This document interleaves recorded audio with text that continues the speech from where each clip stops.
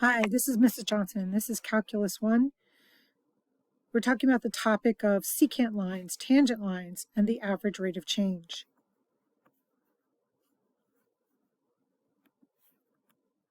Remember from geometry class that we had the idea of a tangent line to a circle was simply a line that kissed the circle on the circumference of the circle at one particular point, as opposed to a secant line, which was a line that passed through the circle at two distinct points, actually forming a chord in the circle. Now, those concepts of tangent line and secant line to a circle are a little bit different than the topics of a secant line and a tangent line to a curve. So let's look at a curve. It's a little bit more complicated here. If we look at the given curve, the black line, the curve is called C. We actually have two lines here going through point P, line T and line L. Now, line T is considered a tangent line to the curve C at point P. And the reason why is that if you notice the line is just kissing the curve at that given point. But notice, unlike that of a circle, that tangent line can hit the curve somewhere else. Now, the line L, on the other hand, is not a tangent line to the curve, even though line L only hits the curve once at point P. A tangent line to the curve can actually pass through the curve again at some other point. So a tangent line to the curve is a line that will just kiss the curve as if it is just riding along the curve at that given point without actually passing through the curve. All right, we're going to try to get into this concept as we move further into calculus, but let's just start there. Also recall from past math courses that with motion problems, as we did, remember way back in 7th grade, remember distance equals rate times time, or distance equals speed times time, or you could find your speed by taking your distance and divided by time. Those concepts are going to be used again in calculus also. So what's the difference between speed and velocity? Velocity is considered a vector in which the direction of the object is also considered, as well as the speed or the magnitude or how fast of the velocity. Therefore, the speed tells us how fast something is moving or changing, and the velocity will also tell us the direction of that movement, either in the negative or positive direction. And it will all depend on the context of what we're looking at in each of these problems. Those of you who took physics already know this distinct difference between the velocity and the speed, where velocity gives us both magnitude and direction, and speed just gives us magnitude. So let's go back again to earlier math courses and talk about the average rate of change. Remember, the average rate of change of a quantity over a period of time is simply the amount of change divided by the amount of time that that change takes. In general, the average rate of change of a function over an interval is the amount of change divided by the length of that interval. For instance, when I find average speed, growth of populations, average rainfall per month, etc., these all give us the average rate of change. Now, how do I find the average rate of change given a given function on a given interval? The average rate of change is really simply just the slope between the 2 points in time. In this case, between when time equals 0 and time equals 1, or when the value of the function has an input of 0 and the value of the function has an input of 1. So the first thing I'm going to do here is find the output at each one of these values of input. Now, this is a relatively easy thing to do. If I put 0 in here, it's going to be 0 plus 1. So the output when x equals 0 is equal to 1. And when I put 1 into here, I get 3 plus 1, which equals 5. So here's the output when the input is equal to 1. Now I simply use the slope formula, which is a very fancy way to find the average rate of change. So it would be f of 1 minus f of 0 over 1 minus 0, or in this case, 5 minus 1 over 4. 5 minus 1 over 1, which equals 4. 4 is the average rate of change of this function on this given interval. Now, what does it represent? This actually represents the slope of the secant line between the point 0,1 and the point 1,5. So if I were to draw this curve, it would be the slope of that secant line between those 2 points. So the average rate of change is simply the slope between 2 distinct points in time, or the slope of the secant line between these 2 points. So suppose you're given the data of the height of a grapefruit at a given time shown below. So if I were to graph this, it would look something like this. We know it would be a downward opening parabola. We know over here at time equals 0, it looks like it's at 6 feet, and then it rises up the grapefruit as high as it can go, and then it starts coming back down to the ground over time. How would I compute the average velocity? Well, the average velocity is, again, the average rate of change in this given interval. So in this particular case, I want to know the average rate of change in the time interval from 4 seconds to 5 seconds. How do I compute average rate of change? I simply use the slope formula, or the average velocity, which is also that same formula. It would simply be the slope between those 2 points. Output at 5 minus output at 4 over 5 minus 4. Using the data above, I get negative 44 feet per second. Now, what's the significance of the sign of our answer? The negative here, remember, indicates the direction, because we're talking about velocity, which also gives us a direction. It tells me the direction of the grapefruit is in the downward direction.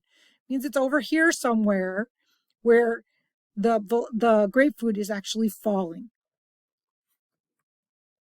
So average velocity is simply change in position over change in time, or the slope between 2 points given to us. The average velocity of an object over an interval is the net change in position during the interval divided by the change in time. It is the rate of change, or the slope of a secant line drawn between 2 points in time. So remember, we talk about a secant line. A secant line, again, is the line passing through 2 distinct points on a curve. We can always think of the average rate of change as simply the slope of a secant line. We also might want to know how fast the graph is changing at one particular point in time. As Q approaches P along the curve, the secant line, PQ, approaches what we call the tangent line to the curve. The slope of the tangent line is therefore the number that we use when we want to know the instantaneous rate of change, not average rate of change, instantaneous rate of change at a point. But our dilemma is that we cannot find the slope if we only have 1 point. Our denominator would be 0, and therefore our slope would be undefined. So what we do to find the instantaneous rate of change, what we're going to do is we're going to take the slope of secant lines, but we're going to take the 2 points that we're going to use for our secant line and bring the 2 points closer and closer to the point we want. For instance, in this particular case, if I want to know what the slope of the line at P is, what I would do is I would take the Q point. If you notice, that's what I did here. Watch how Q starts over here. And what I'm going to do is bring the Q point closer and closer to P so that the 2 points end up being so close to each other that line PQ looks a lot like the tangent line, or that line that is just kissing the curve at the point P. This is the method that we're going to start out with to find the instantaneous rate of change. This is called the tangent line to the curve. So what we're going to do is we're going to take 2 points, P and Q. We're going to keep one point constant. That's going to be our point of tangency. And then we're going to bring the other point closer and closer and closer to P, finding the slope of each one of those points so that the two lines, the secant line through PQ and the tangent line through just point P, look so much alike that we can use it as a good estimate. Our dilemma, of course, is finding a slope. We always need 2 points. But if I want to find the instantaneous rate of change at one point, it's going to be really hard to do. So what we're going to do is we want to estimate the instantaneous rate of change, the slope of the curve at one particular point, by looking at the slope of 2 points extremely close to the point of tangency to estimate that change. Now these tables will show you the slope of line PQ for several values of x close to 1. Let me go back for just a second to look at the curve. Remember, Q is on the equation y equals x squared, and we're bringing Q closer and closer and closer to the value of x equaling 1 without actually getting there. So the first thing we're going to do is we're going to come in from the right side toward 1. Notice we're going to bring our x values closer and closer to 1, but never really reaching 1.